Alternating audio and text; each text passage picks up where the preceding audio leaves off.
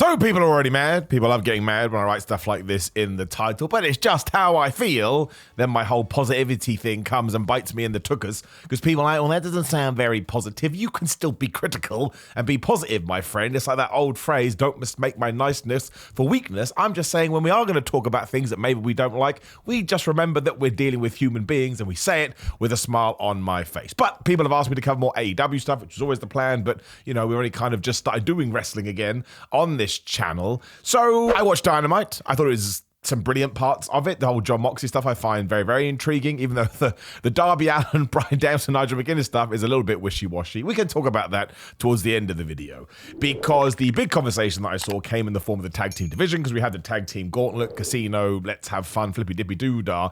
And I said this a few times on different videos, and it doesn't mean that I'm right. I'm just going how I feel in my tum-tum. I think that AEW is overdoing the casino gauntlet gimmick, right? I think it has so much potential, it could be their Royal Rumble. I know it's stupid to make comparisons like that, but it just puts an idea in your brain of what I'm trying to talk about. You could do it once a year or twice a year if you want, one women's, one men's, or maybe 3 times if you really want to do a tag team one as well. I think it's overkill, but you could have one in Q1, one in Q2, and one in Q4 in terms of how we separate the years. But, we only did one All In, which was like 3 weeks ago. Wasn't that long ago. And then we were doing another one, and then the winner was a non-tag team. AEW, I thought, were very, very smart, because when Don Callis and his family went to Will Osprey, they made it very clear Kyle Fletcher and Will Osprey have teamed everywhere. It's true. Obviously, they were in the United Empire. I'm sure they've done it in other promotions that I can't think of right now, but in New Japan especially, they were always teaming up, and they have been friends for 20 years. That is legitimate. So they do have a kinship, and they do have a bondship, and then being a partnership in that match I don't think is a problem at all. I just don't think it was the right time to do it. Now listen, do I want to see the Young Bucks versus Will Osprey and Kyle Fletcher? Yep, it's probably going to be one of the best matches of the year, but you can get there, well, in AEW, you can just get there by a graphic popping up on social media. I always enjoy that. I'm like, oh, I would like to see that match. Thank you very much, Twitter. So I don't necessarily think you need to do it here for very many reasons. I'm going to forget them, but I'll do my best. The first is that Will Osprey is the international championship right now. He's not the belt. He is the international champion, and he has a championship. And given that he's on pretty decent run at the moment, decent is the understatement of the year. The match with Pac, I love that thing to the day that I die at All Out. So damn good. The All In match with MJF, it's the same kind of level, right? But there were 2 completely different approaches to wrestling as well, which made me love them both even more. And I think the last thing you want to do is take the focus off of that, especially because obviously MJF turned it into the American Championship for a while, then it's gone back. I think you want to keep it in the public eye. I don't think you want to marginalize it by all of a sudden Will Ospreay deciding, okay, I'll go after the tag team titles. And I know AEW justified it by Don Callis saying, well, you owed me a favor, man. But they still could have lost the match. The best thing about the Casino Gauntlet is you can lose without losing. Somebody else could have been pinned. So I don't like the fact, like's a bit strong, but I always think it's a good idea. If you have someone who's a singles champion, let's push them as a singles champion. I'm going to do it again. I'm dipping my toe in that water, mostly because it'll wind people up. But if Gunther all of a sudden teamed with Ludwig Kaiser to go after the tag titles, I'd be like, no, don't do that. And I understand he's the world champion, but I think it should always be a focus on your belt. I just do. And I know that Will said that, but either way, it's wrestling, right? It's not completely above board, so you can kind of do whatever you want. The other thing is, I think coming out the other side, Will Ospreay and Kyle Fletcher will not be a tag team for a long period.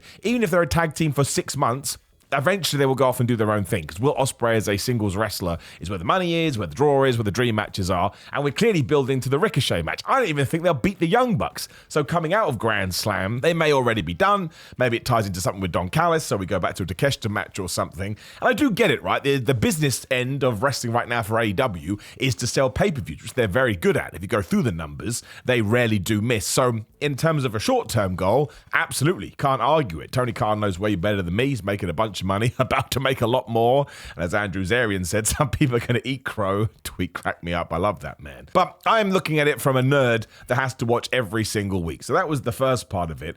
And the AEW tag team division is not as good now as it was. I'm not even saying that with a negative spin, to be honest. I think most people would agree. Even the Young Bucks cut a promo on Dynamite saying, well, yeah, it's not our fault, is it? Some people need to step up. So I actually would have picked a tag team that you had future plans for and made something happen with them. Now, I I would be an advocate for the Outrunners, and you will now say, Simon, they're nothing but a comedy team. That's okay, that's fine. So maybe we can move them to one side. I love them, and I think calling them a comedy team is doing them a disservice. Wrestling is about getting over. They stuck to their guns. They do their act very, very well, and they're super, super talented dudes. But hey-ho, maybe that's a different video for a different day. But there are a bunch of tag teams. Like the fact that Private Party weren't even in there, I thought that was a shame, especially because they got beaten up earlier. And obviously the Lucha Brothers on the outs at the moment because it sounds like they're going to be leaving AEW. We haven't seen them for the last month or so, I think. It probably is. So I really would have sat down and I would have figured out, well, who are our tag teams?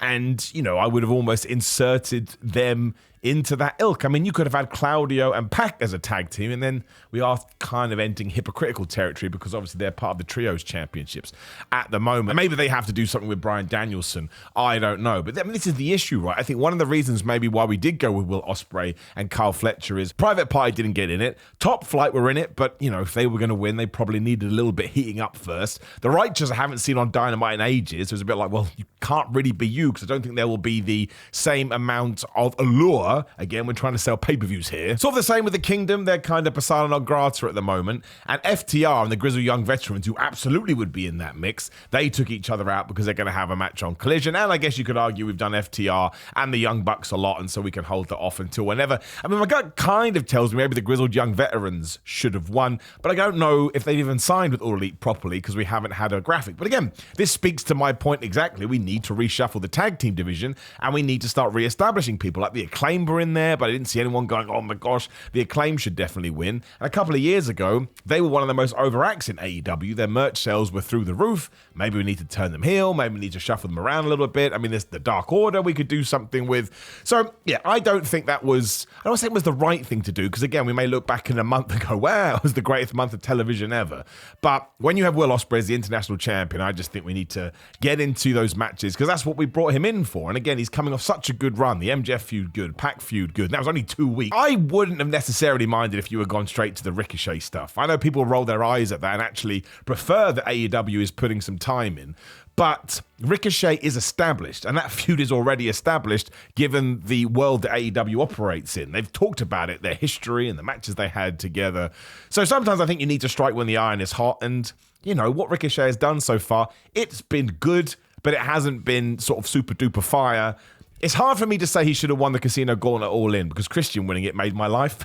Just made me laugh. But I don't think we necessarily introduced him as, well, what's the word I'm looking for? With as much fire as probably would have benefited someone like Ricochet. However, you can see him acclimatizing a little bit. I thought his match with Sammy Guevara was better than his match against Kyle Fletcher. And I mean that from a Ricochet performance. But that makes all the sense in the world. You have to remember, once again, he's been in WWE for 6 years. All of a sudden, the handcuffs are going to be off. And again, that's good and bad. You can look at it from different vantage points.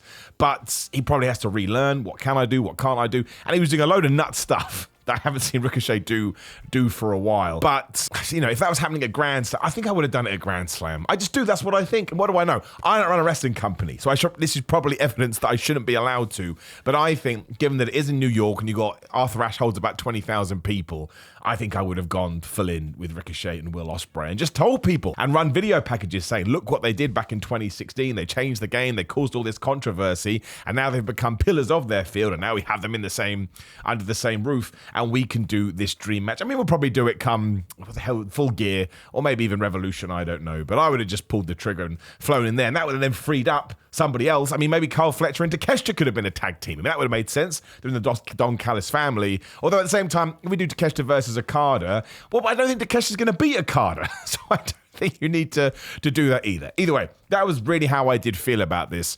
And look, if we keep getting Casino Gauntlets, I'm not going to be too upset by it because it's entertaining, but I don't want to enter the law of diminishing returns area. And I think we need to skirt around that. And yes, speaking about Grand Slam, I do believe I've justified it a little bit, but Nigel McGuinness is challenging Bryan Danielson after John Moxley had told Darby Allin, you can't take on Bryan at the pay-per-view because he's not going to be there. I mean, Darby Allin did make a point of saying the way you treated Bryan Danielson reminds me of the relationship I had with Sting, and I never would have done that to Sting. So if Bryan Danielson has been a victim of attempted murder, which is the case, maybe Darby would be like, well, I'm a good guy. I'm not going to take him on when he's on that state. And I think we kind of tiptoed into this area, but sometimes wrestling fans, myself included, need to be beaten over the head with the shovel. But at the same time, as Nigel McGuinness told us, he's made the challenge to Bryan Danielson, but it's up to Bryan Danielson to accept. So what I actually think we've done here is we've realized we have this story with John Moxley, which is super duper interesting. We can get the Nigel McGuinness Bryan Danielson match done, which loads of people want to see, myself included, which is why I actually don't care. Even if Nigel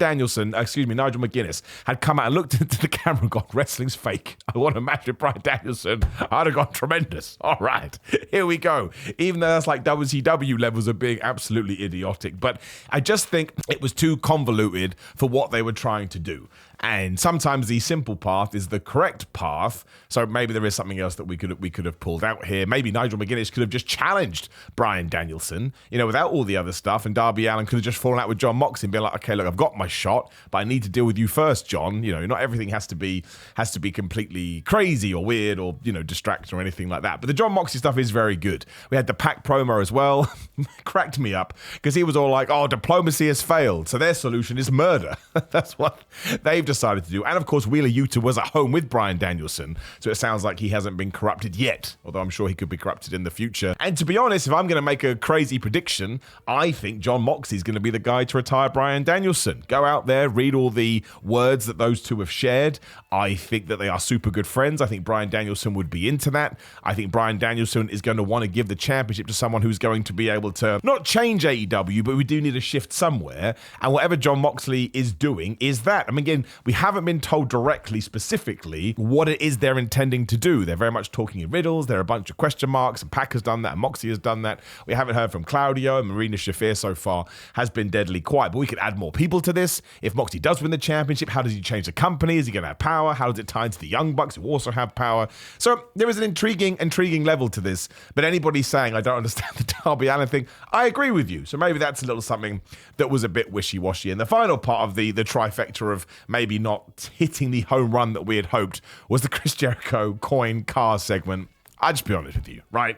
I laughed. I can't help it. I don't mean to laugh. Once again, no matter what you think about Chris Jericho, he is one of the best wrestlers of all time. You cannot have a career like he has had and just be okay, right? He's coming up on, I don't know how old he is, early 50s. It must be a 30-year career minimum, and he's been everywhere, and he's inspired people, and I'm sure he is a good voice to have at AEW because, again, if you're a young wrestler, he's going to have the experience to steer you down the right path. But seeing Orange Cassidy, Kyle O'Reilly, and Mark Briscoe pour a bunch of coins on his brand new Bentley that did nothing, I was like, why are you so upset, man? I don't really understand why we've gone back to the Chris Jericho versus Orange Cassidy feud. I understand why they want to do it because it was horrible. They had to do it in the pandemic when nobody was watching, and it absolutely sucked. But it's almost sort of come from nowhere, and I don't really care what's in Orange Cassidy's backpack. I don't really care that Chris Jericho has a bad jacket. I respect the fact that they have remembered that story because it rewards me for being a long-term watcher. But yeah, I just think there is a few feuds going on at the moment where we can wiggle it around. But then again, you go then and look at how Grand Slam is going to play out.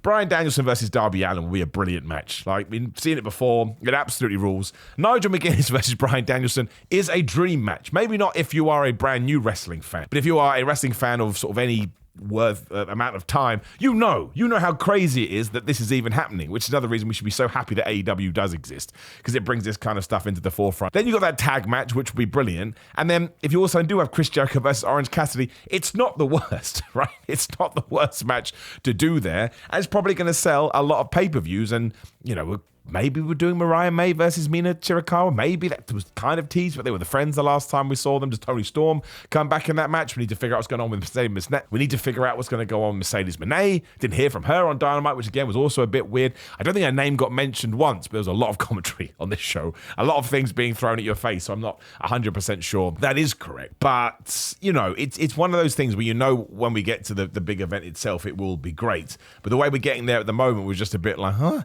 then you got Hangman Adam Page Page, it seems like he's going to be taking on Jeff Jarrett. Now, Hangman Adam Page is the greatest character in AEW for my money because he opens up the door to have a conversations. He's layered and he has nuance, and he wants to burn down all of Swerve Strickland's houses because he's totally nuts. And I really don't know what the future is for him right now. A match with Jeff Jarrett at Grand Slam is fine. You get through Jeff Jarrett and then do something else. But given that he had defeated Swerve, I mean, maybe he's the guy to beat Bryan Danielson, or maybe he's the guy to beat Moxley, right? Maybe Moxley wins a championship and Hangman decides he's going to kill him too. And maybe he doesn't because Swerve comes back and screws him over. Because that way you've probably got a good 2 to 3 months before you even get to that match. And apparently Swerve Strickland is having some time off, much deserved, as is MJF, as you could probably tell from this show. Those two sort of got a little bit of a mention, but nothing more. But, you know, a lot of people are struggling with AEW at the moment for one reason or another. I can understand that. I still think overall it's a very, very good show.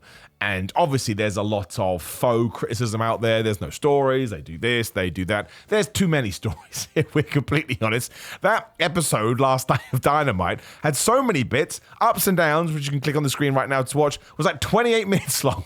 That's way too long for an ups and downs, but I had so much to explain, and it was all quite intricate. So you have to go through all the story beats, and also have to figure out what we're doing with the TNT Championship, because Jack Perry defeated Lio Rush. Lio Rush is so good, massively underrated, that guy. He is so much fun, but he needs to go in a certain direction. I have no idea who that is going to be at the moment. Genuinely, I have absolutely no idea. It could have been someone like an Orange Cassidy, but he's, you know, taken elsewhere. Mark Briscoe, don't know what's going to go on with him, or Kyle O'Reilly, and you got Roderick Strong versus Hook 2. That build as well could be a little bit better. I mean, last week it was I'm going to challenge you, and this week was I'm going to challenge you. So I think maybe we're trying to refinding our way at the moment. Again, we've just lost MGF, we've lost Swerve Strickland, we've got a brand new champion, but we know Bryan Danielson probably isn't going to make it out 2024 as a full-time wrestler as he goes into semi-retirement.